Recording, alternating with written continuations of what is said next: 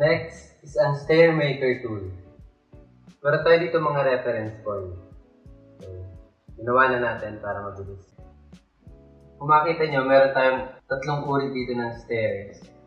Single flight, dog leg, then spiral staircase. And meron din tayong escalator. So, try natin sila lahat. Yan. Kung makita nyo, meron siyang apat na type.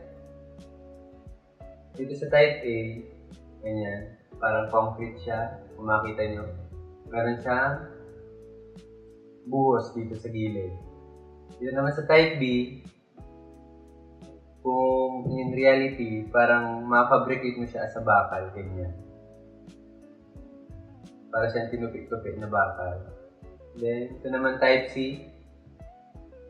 Meron tayo dito parang pang industrial na staircase kasi meron siyang stringer na bakal dito. And dito naman, meron din tayo yung stringer niya is parang wood kung titingnan natin. So, try natin sila lahat. Then, dito naman, pwede tayong mag-adjust. Depende sa gusto mo. Then, build staircase. Ayan yung itsura niya.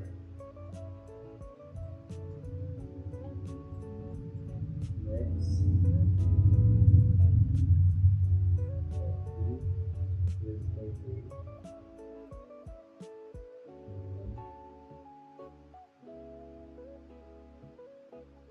Diba? Para siyang bakal. Next naman, ito pang industrial stairs. Madalas ko itong nagagamit pag mga industrial house, industrial building, ganyan.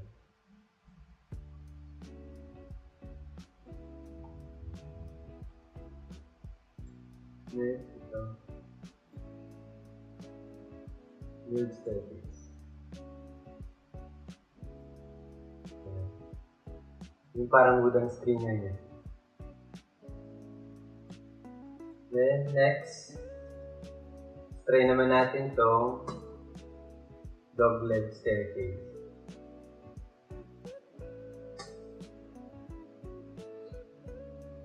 Yan.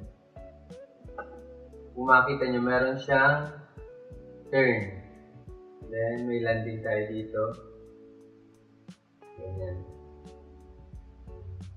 Yan. Pwede kang pumili kung anong direction ng stairs mo, kung left or right. Then, dito naman, same sa mga dati. Pwede mo siyang paglaruan. Kung depende sa prefer mo. Build staircase. Yan.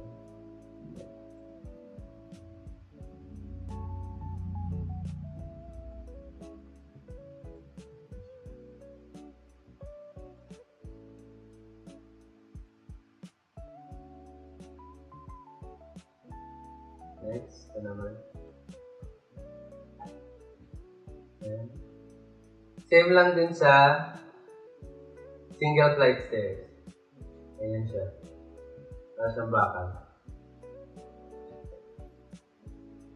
Next, ito naman, parang ito yung pang industrial din. Yun. Ito, madalis ko din ito nagagamit.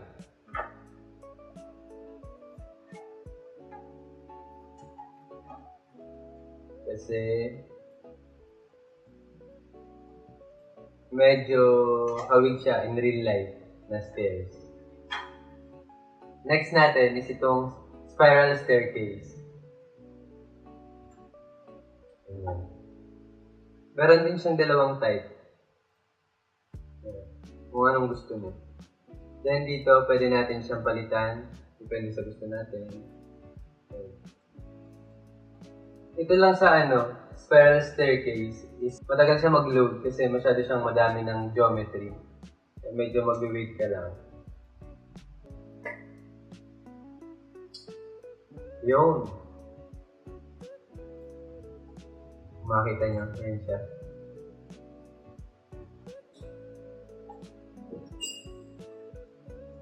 Next, itong escalator maker.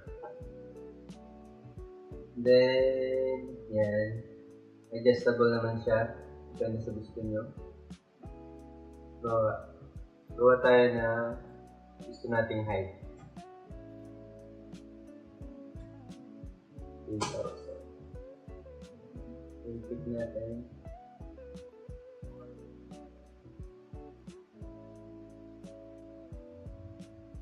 Yun. Meron na tayong escalator. Pero ako madalas hindi ko din siya nagagamit kasi meron din tayong plug-in na panggawa ng escalator. Next is ang louver tool. Ito, madalas ko talaga siyang nagagamit kasi usually kung makikita nyo sa mga design ko, meron siya mga accent wall, then meron din siyang mga louver window or mga sun buffer. Ito yung madalas kong ginagamit din. Bawa, meron tayo dito horizontal, then vertical. Try natin itong horizontal. Then ito. Pag halimbawa ganyan, sun buffer, medyo may angle akong ginagawa. Ganyan. So, katulad ng kanina, pwede tayong pumili kung saan natin ilalagay yung mag-generate, kung sa front, sa middle, or sa back. So, sa back na lang natin. Straight louver. Makikita nyo ganyan siya. Di ba ang laki niyang tulong kasi hindi ka nagagawa ng mano-mano. Time saver. Sabi nga natin. So, next is itong horizontal louver. Ito, madalas ko siyang magamit sa mga accent wall. Ganyan. Diba? Click natin. Then, ito, minsan, ginagawa ko siyang zero pag wala siyang angle. Pag gusto mong wala siyang tilt, nakaganyan lang siya.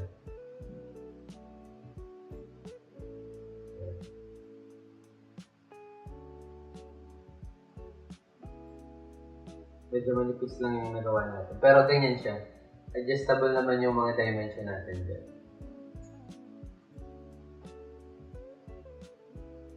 Next tool, isang hip roof tool. Siguro, na-drawing nyo na siya nung bata pa kayo yung hip roof. Kasi, ako, ganito din yung mga roof ko dati sa bahay. Gamitin natin ulit yung napakaganda nating whiteboard sa likod. Ganyan.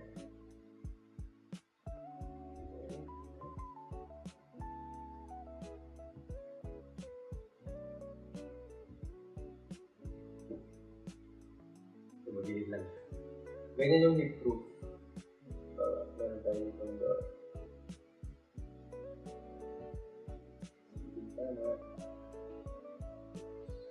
Ganyan yung hip roof tool.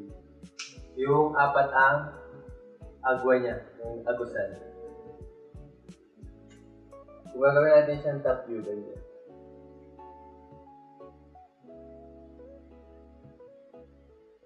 Ganyan siya. Ito, madalas ko din siya nagagamit ang hip roof tool sa mga residential houses. Tulad ng dati, click lang natin yung plane, then click natin to. Then, create hip roof. Yun. Ganyan siya. Di ba katulad ng drawing natin? Wala lang tayong overhang.